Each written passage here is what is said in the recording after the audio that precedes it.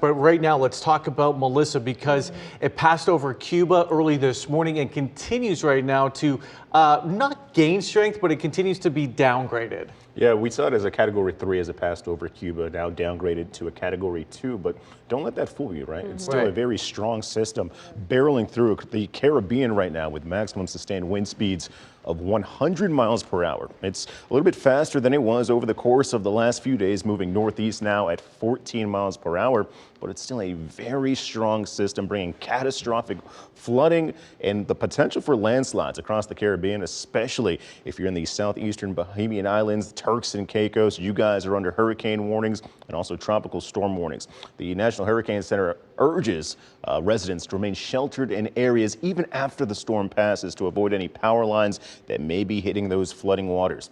As we take a look at some of the maximum sustained winds across the Caribbean right now, we're still encountering tropical storm and hurricane force winds across south and eastern Cuba. What I've drawn on for you right now is that tropical storm force wind field, which does have a diameter of up to 300 miles, and just inside that up to 145 miles. That's how far out the hurricane force winds of 75 miles per hour or greater are going to stretch, which is exactly why Cuba and the southern Bahamian Islands are under that hurricane warning, where you see this lighter blue shade across central Cuba, also Haiti, Turks and Caicos. That is a tropical storm warning.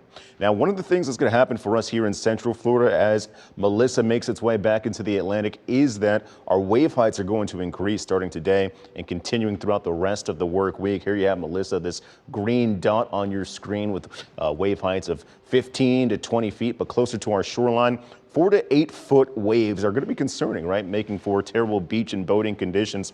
That's going to stretch from Thursday into Friday, but as we pull into the weekend, it looks like these waves are going to finally subside. Those breaking waves closer to the shoreline, though, anywhere between 3 and 6 feet tomorrow, Friday 3 to 5 feet. Notice on Saturday and Sunday, much calmer conditions across our beaches.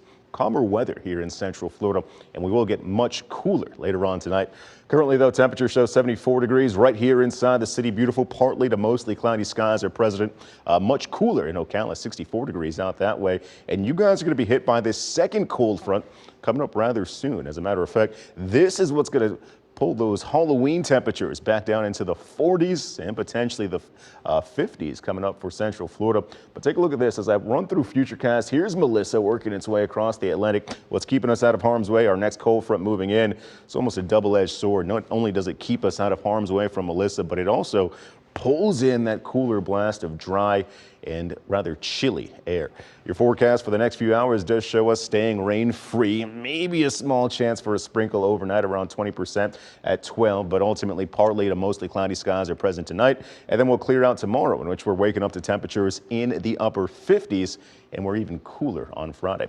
Your 7-day most accurate certified forecast shapes up like this. Much cooler air Thursday and Friday as we fall into the lower 50s to finish off your work week. We'll carry some of that cool weather into the start of the weekend. Low 50s Saturday as we set the clocks back, and then as we move across the rest of your weekend, sunshine remains in place on Saturday and Sunday. Don't go anywhere though. WESH 2 News continues after the break.